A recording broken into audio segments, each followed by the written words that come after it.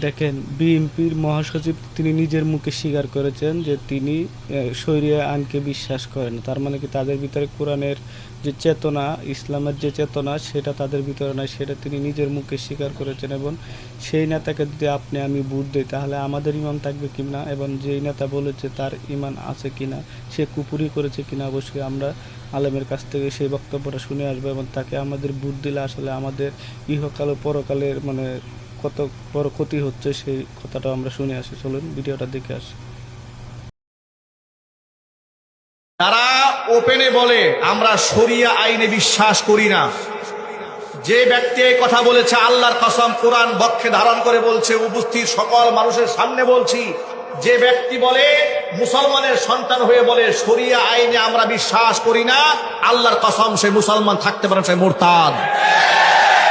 কথা ঠিক না ব্যাটিক যদি বলেন?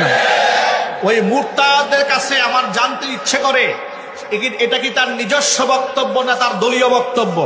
যদি তার ব্যক্তিগত বক্তব্য হয় তাহলে ব্যক্তিকে তওবা করতে হবে, আর যদি দলীয় বক্তব্য হয় তাহলে গোটা দলকে জাতির সামনে কান ধরে তওবা করতে হবে।